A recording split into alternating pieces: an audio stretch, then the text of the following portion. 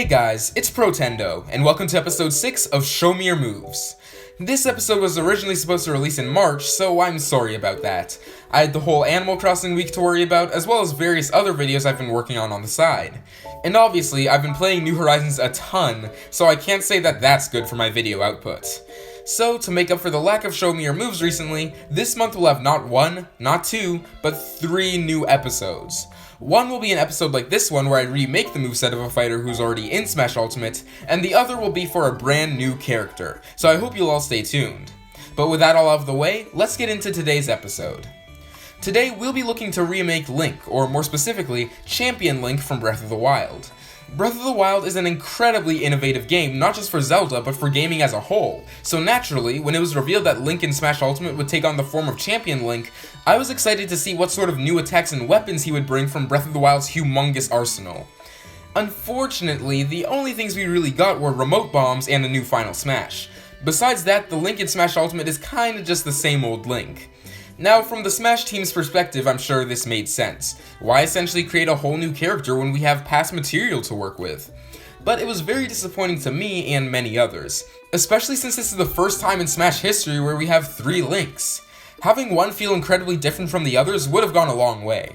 So that's my goal for today. Not only to make Champion Link feel like a proper representation of Breath of the Wild, but to also make him feel different from his Link brethren. So, without further ado, let's get into the moveset. The first change I want to make is purely cosmetic. Link's shield is now Daruk's protection. This fits so well, I'm honestly surprised that the Smash team didn't apply it.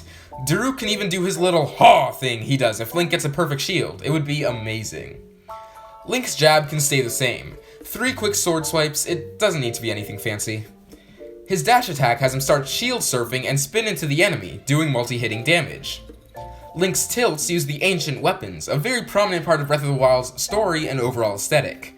His forward tilt is a slash with the ancient short sword, his up tilt is a skyward stab with the ancient spear, and his down tilt is a slow, powerful slam of the ancient battle axe. Link's aerials, minus his nair which stays the same, use the champion weapons, 4 powerful weapons created to be wielded by Mipha, Revali, Urbosa, and Daruk.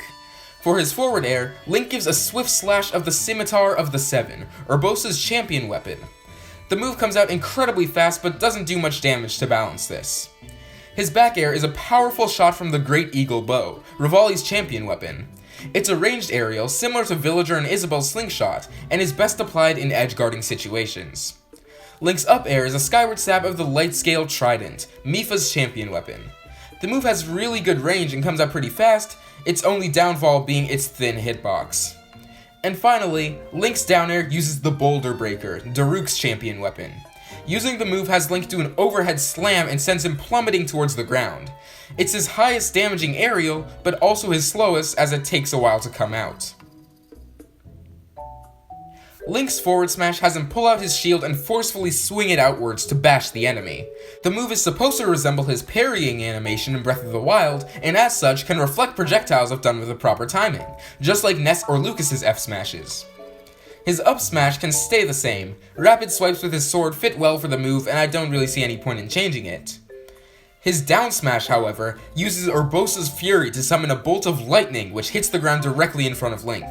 The move is incredibly powerful, but only hits the opponent if they're very close to Link. Now we get to what's always the most interesting part of these videos, the specials. These are really where I went crazy in terms of making this Link actually feel like Champion Link, not just regular Link with a couple Breath of the Wild elements thrown in. So let's start off with his neutral special, Bow and Arrows. Yes, the move has the same name as his current neutral special, but I've applied drastic changes to it. As I'm sure most of you know, Breath of the Wild has a variety of different arrows which Link has access to, and I think it's a travesty that these weren't used in Champion Link's original moveset. So to spice up his bow and arrow attack a little bit, I'm adding every competitive Smasher's favorite thing, RNG. Link's bow will randomly cycle between which arrows it uses, and each will have a different effect. The most common are his regular arrows, which have a 50% chance to be pulled. They function exactly like Link's neutral special does currently, except with less damage. The next most common arrow type are fire arrows, which have a 20% chance to be pulled. These work very similarly to the regular arrows, but have a fire effect and do more damage. The next arrows both have a 10% chance of being pulled and are the shock arrows and the ice arrows. Shock arrows temporarily stun the opponent in an effect similar to Corrin's neutral special.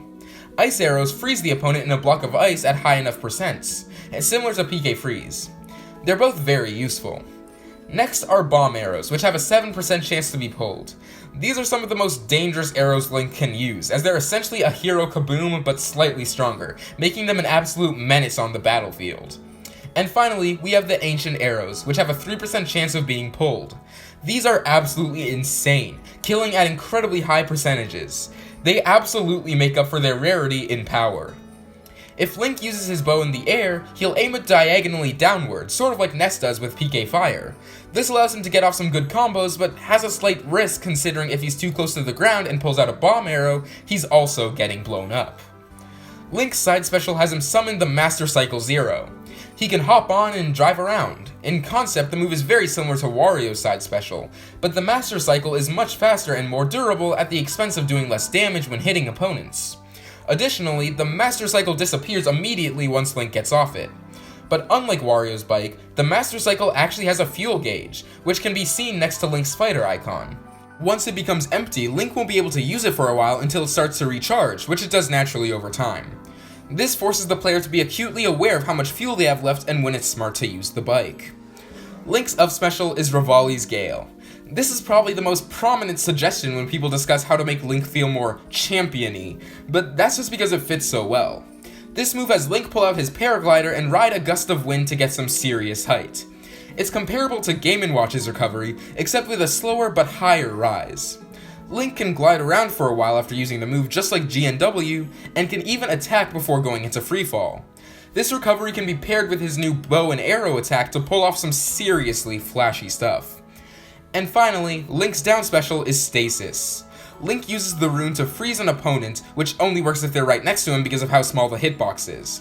The higher the percentage, the longer the freeze time. While the opponent's frozen, Link can do damage to them, but they won't receive any knockback, otherwise it would be incredibly broken. This makes the move good for racking up damage in early game, and can even be used to gimp recoveries if the opponent doesn't have a good up B. For his grab, Link uses Magnesis to pick up the opponent. Yes, I know this technically doesn't make sense because not every fighter has metal on them, but I think it would be cool, so just let me have this. His pommel has him grab his sword with his free hand and bash it into the opponent repeatedly. For his forward throw, Link kicks the opponent and sends them flying. His back throw has him spin around before throwing the opponent, the animation being a reference to his old recovery. Link's up throw has him raise the opponent into the air with Magnesis. And his down throw has him place a square remote bomb onto the ground, blowing up the opponent caught in the throw and any fighters in the general proximity. Now we move on to the final smash. This move is simply called the Divine Beasts. Link calls upon all 4 champions to channel their beast's energy and focus it on the fighter or fighters caught in the final smash. A cutscene plays that's very similar to the one used in Breath of the Wild when the champions lower Calamity Ganon's health to half. Link's side taunt has him pull out a Korok leaf and casually swing it through the air, causing a slight wind effect that can mildly affect opponents. His up taunt causes Mipha's spear to appear behind him and wish him good luck. She was the only champion not to appear in the moveset in some way, so I knew I had to put her in somewhere. For his down taunt, Link does a horse whistle. Obviously it wouldn't actually summon a horse to the battlefield, but I think it makes sense for a taunt, especially since it would be the same button that does the horse call in Breath of the Wild. Link's first victory screen has him pick up a rock to find a Korok underneath, who greets him with the iconic Yahaha sound effect. That was horrible, please don't hold me to that.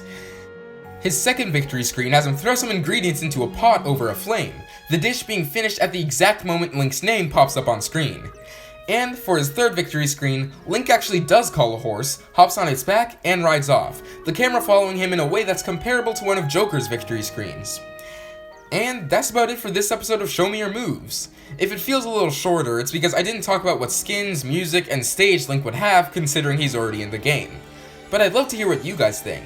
Do you think Champion Link is already well represented in Smash Ultimate, or would you change his moveset as well? And if you would, how would yours compare to my own? Let me know in the comments below. Protendo, out.